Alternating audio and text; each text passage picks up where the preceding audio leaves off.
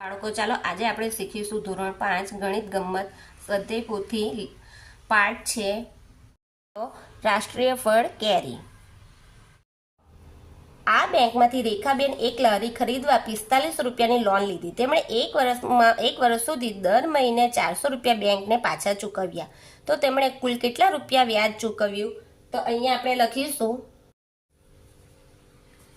એક મહિને 400 રૂપિયા ચૂકવે છે તો 12 મહિને એક મહિનાને એટલે કેટલા કહેવાય? 12। 400 ગુણ્યા 12 છેદમાં 1, 12 ચોક 4800 રૂપિયા ચૂકવશે।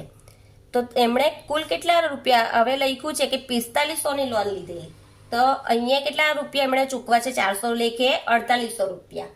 તો અહીંયા આપણે લખીશું ચૂકવણી 4800 રૂપિયા ને લોન કેટલા રૂપિયાની હતી? 4500ની।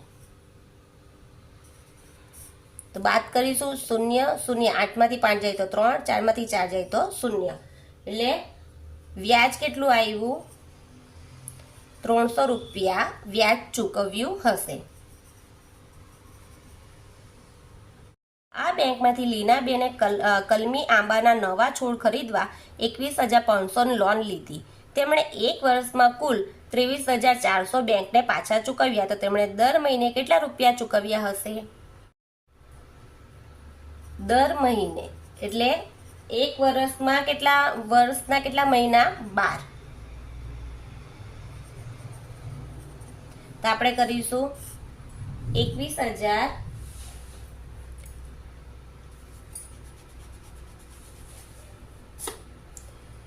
23,400 ભાગ્યા 12, દર મહિનાનું આપણે ગણવાનું છે એટલે 23,400। તો 12 છે, 12 એકા 12, 12 દુ 24, એટલે વધી જશે એટલે 12 એકા 12, 3માંથી 2 જાય તો 1, 2માંથી 1 જાય તો 1, એટલે ભાગ નહીં ચાલશે એટલે 4 પાછા લઈશું। 12 નવા 108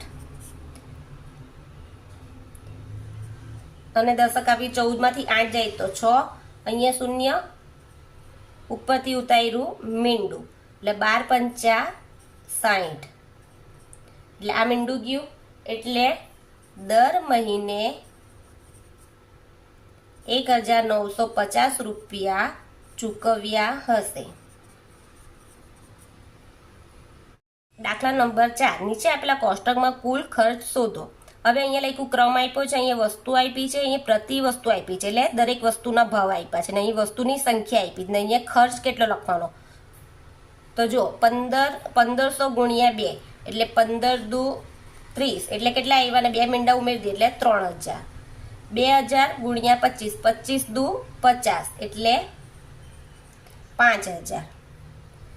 8 ગુણ્યા 6 એટલે 8 છંગ 4800, 3 દુ 6 ને 3 મીંડા ઉમેરી દે એટલે 6000। 75 ગુણ્યા 10 એટલે 750, 40 ગુણ્યા 50 એટલે 5 ચોક 20, એટલે